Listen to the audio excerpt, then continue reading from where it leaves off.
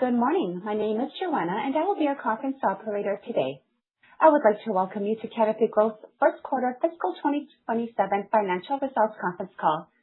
Currently, all participants are in a listen-only mode. I will now turn the call over to John Bensick, Investor Relations. John, you may begin the conference call. Thank you, operator, and good morning, and thank you to everyone for joining us.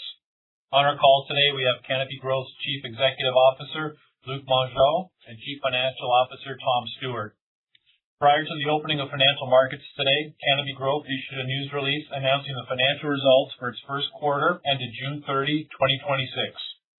The news release and financial statements have been filed on EDGAR and SEDAR and will be available on the website under the Investors tab.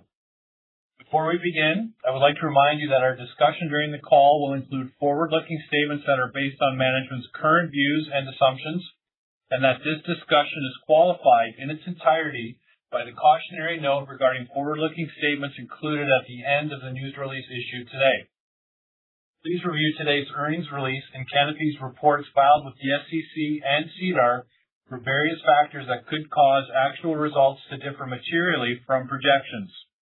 In addition, reconciliations between any non-GAAP measures to their closest reported GAAP measures are included in our earnings release. Please note that all financial information is provided in penny and dollars unless otherwise stated. Following remarks by Luc and Tom, we will conduct a question and answer session where we will take questions from analysts. And with that, I would like to turn the call over to Luc. Thank you. Good morning, everyone, and thank you for joining us today. Fiscal 2027 is off to a strong start, and it's built on real momentum from fiscal 2026. I'm confident to say that our first quarter results have us well positioned to build on that momentum all year long. Fiscal 2026 was all about sharpening our focus, tightening execution, and positioning us for growth, including the strategic acquisition of MTL Cannabis. That work is truly paying off. Since I joined as Canopy CEO in January of 2025, this is the first quarter we've reported year-over-year growth in every single business. Fiscal 2027 is about growth and moving our focus to cultivation, to improve yields, and accelerate growth, especially in Europe. And it's as well about increasing our manufacturing efforts to improve margin and accelerate our journey to positive adjusted EBITDA. In the quarter, net revenue was $81.2 million, an increase of 13% from Q1 of last year, with our cannabis segment growing at 14% and stores and Bickle growing at 6%. And importantly, adjusted gross margin was up 600 basis points over last year, reflecting the effort we've made across our supply chain to reduce our cost structure and improve execution. This gives us confidence our strategy is working. Our cannabis growth was led by our Canadian medical business, which reported net revenue of $25.8 million, up 22% from Q1 2026. Strong year-over-year growth in medical was driven by a steady increase in patient count over the past year.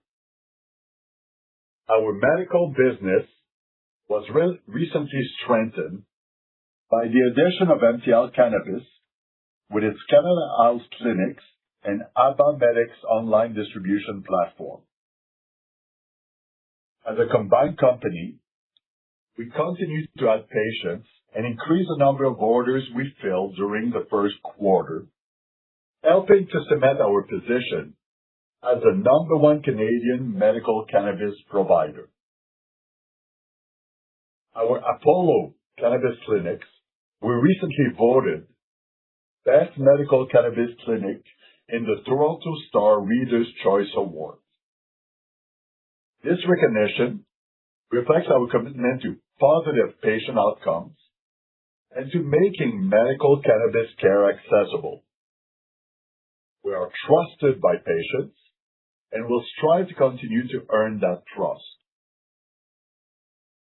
Even with these successes, given our significant focus on veteran care, we have felt the impact of the reduced reimbursement rates for our products from Veteran Affairs Canada. We have done our utmost mitigating the impacts of these changes on our patients and veterans, and continue to work to broaden our patient base to build on our leadership position. Despite this headwind, we remain strongly committed to our medical patients in Canada.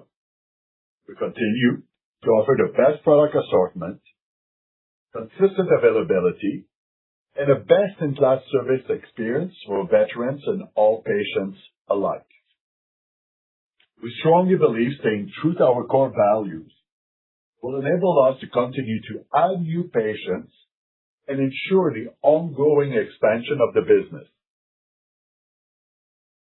Our Canadian adult use net revenue of $29.7 million was up 10% from Q1 of last year, building on the impressive 20% growth rate we delivered in fiscal 2026. Our recreational business has benefited from ongoing strengthening of our product portfolio, including the addition of the popular MTL cannabis brand. We plan to leverage Canopy's distribution capabilities to further expand the reach of the MTL brands across the country. The most recent market share data shows that Canopy is now ranked at number 6 overall, up from number 8. We also moved into the top 2 position in premium flower and infused pre-rolls, and number 1 is soft gels. We are confident this growth will continue, the other progress we are making in cultivation, and the additional flower we plan to bring to market, as well as planned innovation around the Claiborne and Tweed brands. In international cannabis, net revenue rose 10% year-over-year as we reset our operations and continue to lay out the end-to-end supply chain to grow in the European market. Europe remains a major catalyst for our growth, driven by particularly robust sales performance in Poland during Q1, where we are now a top 3 supplier. This was our third consecutive quarter of sequential growth in international, driven by solid execution, in particular, our ability to consistently supply high-quality flower. We also plan to begin shipments of flower to the UK imminently, with revenue contributions expected to start in the second half of the fiscal year. We're energized by the tremendous opportunities in Europe and by our strengthening ability to supply the market with quality products that meet the growing needs of European cannabis patients. Storz & Bickel returned to year-over-year growth in Q1, reporting a 6% net revenue increase to $16.1 million, as well as a very strong gross margin of 48%, compared to 29% in Q1 of 2026. Q1 was Storz & Bickel's first full quarter under the new leadership team, which has been implementing a focused go-to-market strategy. We're pleased to see increased sales in markets outside the traditional strongholds of the US and Germany, clearly demonstrating that Storz & Bickel is diversifying its revenue stream and building on its position as the number 1 global provider of medical vaporizers. While these results are encouraging, our strategy remains anchored on building upon our capabilities in 3 key areas: world-class cultivation, optimizing our supply chain network, and fueling international supply. Elevating our cultivation capabilities is now a company-wide priority. It has contributed to our recent success and more importantly, establishes a foundation for accelerated long-term growth. The addition of the MTL Cannabis team kicks off a sharing of best practices and expertise across the organization. We're implementing a wide range of improvements, ranging from growing techniques to lighting upgrades and environmental controls. The early results are positive, with promising improvements to yield, THC levels, and cost per gram. We have begun growing popular MTL strain at Kincardine under the leadership of the MTL master growers, as well as cultivating new strains to enhance our genetic portfolio. These initiatives promise to increase our supply of high-quality flower. Our business has already benefited from more consistent supply, and I'm excited to say there is significant room for further gains. As throughput increases throughout the year, we expect to see a direct positive impact on revenue. Post-quarter end, we kicked off a comprehensive end-to-end supply chain initiative to streamline our processes, right-size our distribution footprint, and optimize labor. As we grow revenue, we're targeting significant improvements in gross margin beyond what we have already seen. Turning to international supply, Canopy has a complete EU GMP flower supply chain, starting with our EU GMP certified Kincardine facility and extending to our distribution facility in Germany. We have also already completed our EU GMP inspection for finished products and Cannabis 2.0 products manufacturing in our Smiths Falls facility, for which we expect to receive certification during this fiscal year. That certification will make Canopy one of the only domestic companies with end-to-end EU GMP cultivation, manufacturing, and finished product processing and packaging of products intended for the international market. This capability will be a core differentiator for Canopy, and we see it as a competitive edge that can spur growth. As yields and manufacturing capacity increase throughout the year, we expect to see improved gross margin, and we will be better positioned to compete and win in the competitive Canadian medical and recreational space, as well as winning in global market. This is what truly excites me most about the future of our company. I will now ask Tom to provide more details on our first quarter financial results. Thank you, Luc, and good morning, everyone. Canopy reported a solid first quarter, showing good progress on both the top line and key profitability measures. We reported $81.2 million of net revenue in Q1 fiscal 2027, up 13% from the same period last year.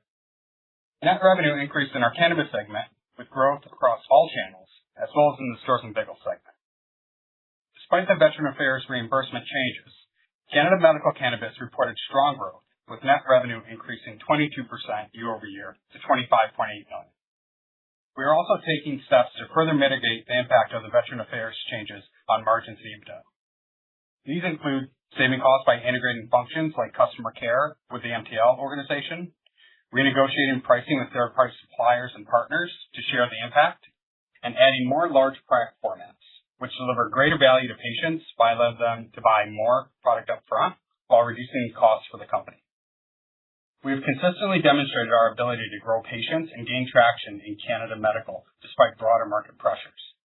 As we navigate the impact of the Veteran Affairs reimbursement changes, we remain focused on executing the same proven strategy that has driven our success to date: growing our patient base, increasing engagement with our patients, and operating the business to deliver a best-in-class customer service experience.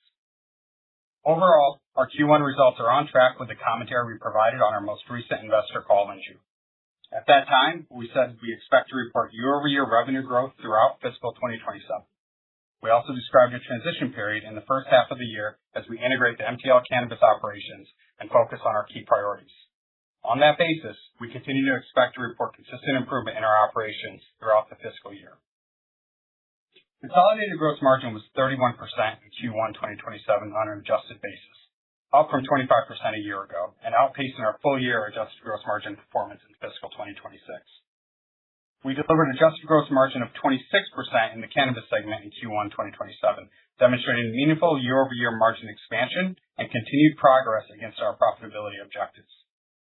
Reported gross margin was 22%, reflecting a $2.6 million non-cash inventory flow-through charge associated with the MTL acquisition. We expect cannabis margins to continue strengthening as we capture the benefits of the MTL integration and execute on our key priorities. Increased production from our existing cultivation facilities, combined with ongoing efficiency gains, should further reduce our cost per unit and support meaningful margin expansion over time. Stores and Pickle delivered an exceptional gross margin of 48% in Q1, up from 29% a year ago, demonstrating the significant progress the business has made in improving profitability. The improvement was driven primarily by operational and cost efficiency initiatives executed over the past year, with an additional benefit from tariff refunds recognized during the quarter. Even excluding the tariff impact, margins were substantially ahead of the prior year. This performance demonstrates the success of the new Stores and Pickle leadership team in optimizing their business. We would expect to see continued improvements across the remainder of fiscal 2027. Turning to operating expenses. SG&A increased by $2.1 million as compared to Q1 fiscal 2026, despite operating a significantly larger business following the MTL acquisition. Absorbing those operations while keeping costs tightly controlled is a direct result of our ongoing cost reduction efforts and the immediate synergies we are capturing from the MTL integration. As a reminder, our stated target is to reach a run rate of $10 million of synergies within 18 months of the March closing of the MTL transaction. We are now actively executing against $8 million of those synergies, up from the $6 million we reported last quarter. On that basis, we believe there is upside potential to our initial target, both in terms of timing as well as in the total dollar amount. Improved margins and discipline on OpEx led to an adjusted EBITDA loss of $3.2 million in Q1 2027, representing a 59% improvement from the prior year. With the additional revenue growth opportunities Luke described and further integration efficiencies still to be realized, we remain on track to report positive adjusted EBITDA during fiscal 2027. Turning to our financial position, we had $337 million of cash at June 30th, 2026.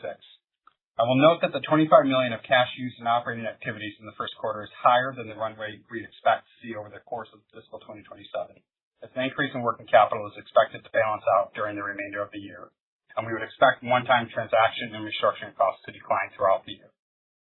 We remain confident in the strength of our balance sheet following the recapitalization completed during fiscal 2026. Our strong cash position underpins our financial capacity to support strategic growth opportunities that may arise.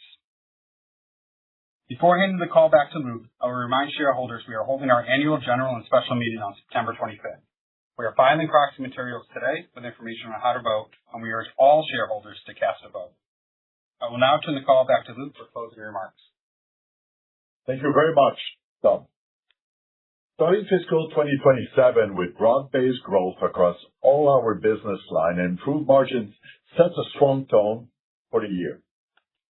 We're confident, we're energized, and everyone is pulling in the same direction with pace and with common purpose to build a global cannabis company.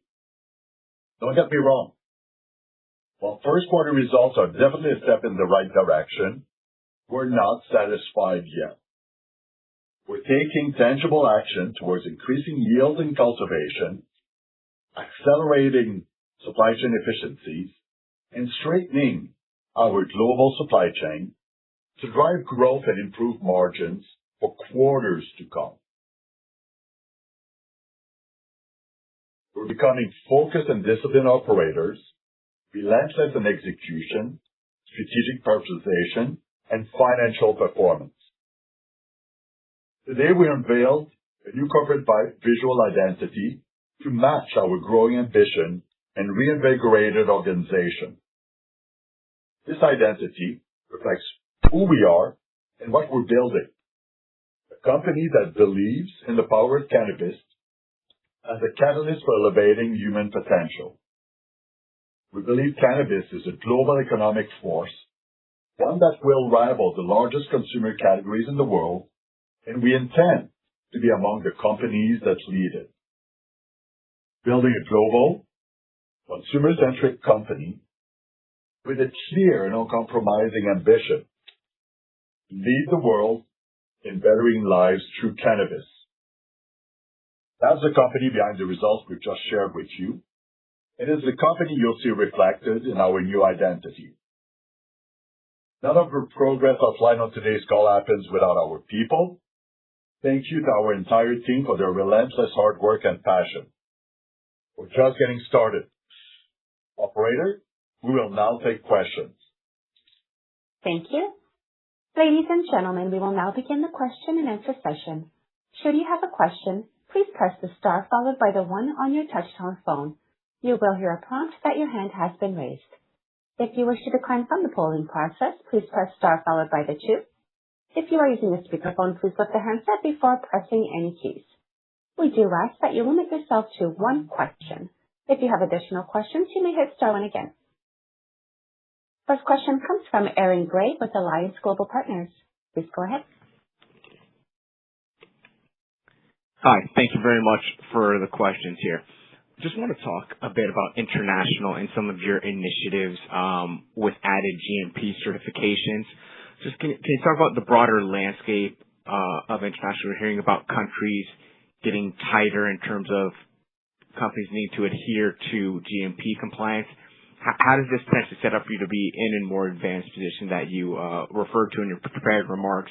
And do you feel like you'll now have enough cultivation as well as processing through the GMP supply chain to, ramp up those international sales through the rest of fiscal year 27 and beyond? Thank you. Thank you for your question. Good morning.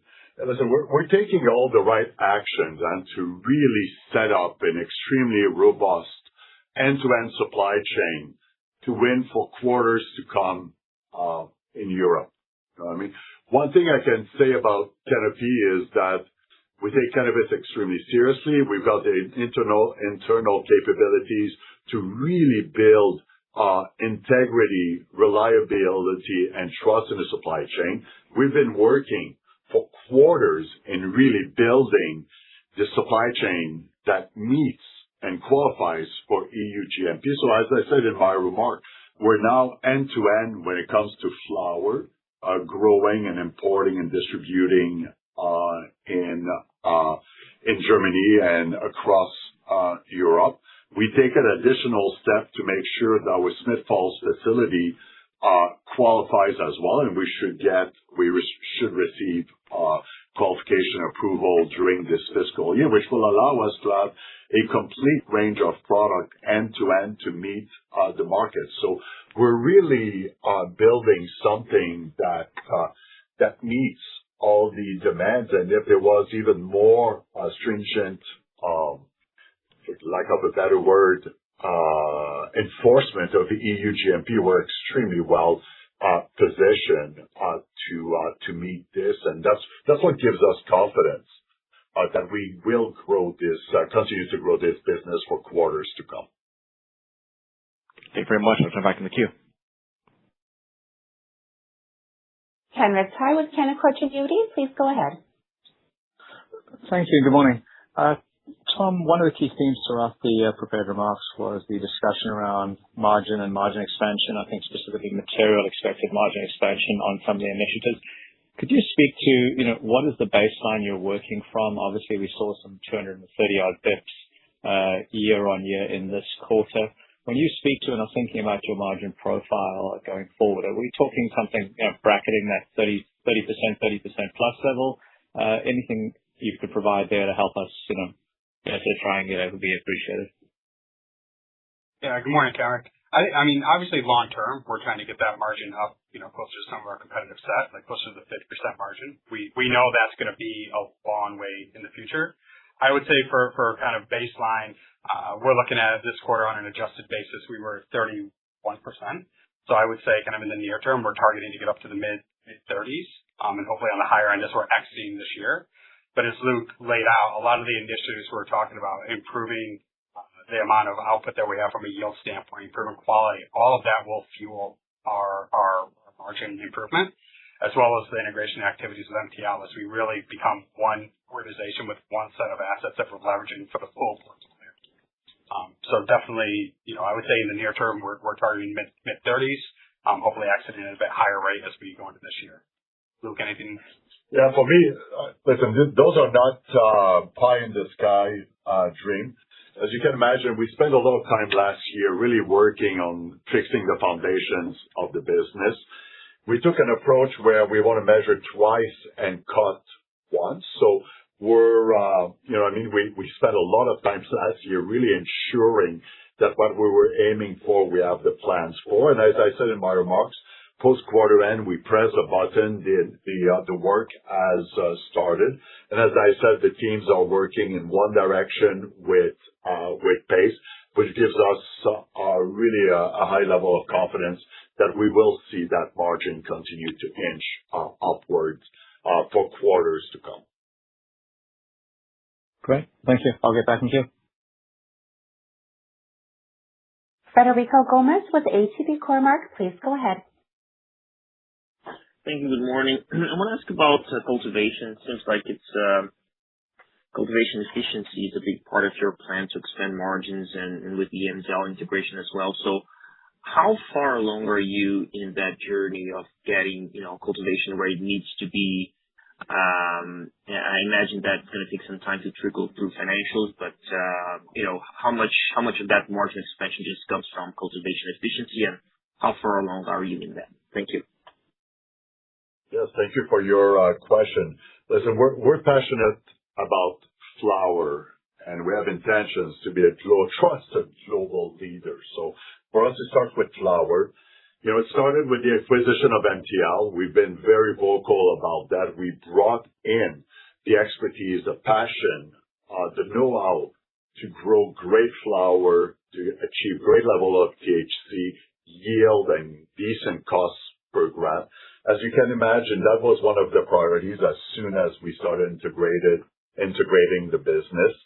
As I said earlier, we've been measuring twice and hoping to cut once. So the last few quarters have really been spent working with the master growers of MTL to ensure that we understand our strain, we understand the capabilities of our facilities. We've been working on defining the CapEx program, making sure the new processes are really well defined. As you can understand with cultivation, it takes an amount of time while you put, seeds in the ground and you can harvest. We should really start seeing impact at the end of Q2, beginning of Q3, when we start gradually realizing the benefits of improved yield and improved quality. Thank you very much. Bill Kirk with Wealth Capital, please go ahead. Hey, good morning, everyone. So my question is on capital spending. Your capital spending amounts are below some of your peers, and so are those areas where you're trying to make some progress on gross margin and international growth. So I guess my question is, do you need to increase capital spending in any meaningful way to improve those yields that'll unlock gross margin, or need to increase capital spend to develop those international assets to unlock more growth there? Yeah, great question. So I think from our standpoint, there will be some modest CapEx. Right now, we do think the operational assets we have in place are sufficient, so we're not talking greenfield type facility builds. But in terms of investing in the facilities, that is something we will be doing. But I would preface it with just a modest amount of capital. But yeah, we are probably underspending historically on the CapEx side, and this is an area where we see kind of the investment and the kind of the near-term return there as we get improved kind of cultivation and really helping with the yield. But overall, I think I think we have the right assets in place. Now it's using those assets to their full potential. That might include a little bit of CapEx to get it going. Okay, and if I could sneak a housekeeping in on the Canadian medical, I didn't see it in the queue, but maybe I missed it. What was the MTL contribution to that segment in the quarter? And I'm basically asking to try to get a sense for how large the reimbursement change headwind was in the period. Yeah, so we don't disclose MTL medical separate, Bill, because we manage it all as one business, both across kind of the cannabis segment and then within our revenue channel.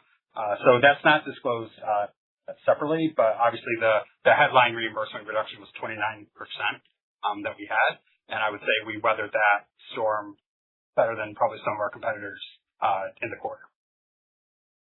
Okay, thank you. I'll pass it along. If I can just add color, I mean, building on what Tom said, I think we weathered the storm with this change, and we now have a new basis upon which we really mean to grow. So even though these changes happen, as in our remarks, we were able to continue to improve patient count and number of orders, which really are the main drivers of your revenues. And we were able, as well as Tom mentioned, to take the right action to mitigate the impact on our margins. So for us, it is a business that we strongly believe in. We believe in providing the right care for patients and veterans, and we will continue to deploy efforts to expand this business going forward. Thank you, Luc. Thank you, Tom. Ladies and gentlemen, as a reminder, if you have any questions, please press star 1. Pablo Zuanic at Zuanic & Associates, please go ahead. Thank you, and good morning, everyone. Just following up on the domestic medical question.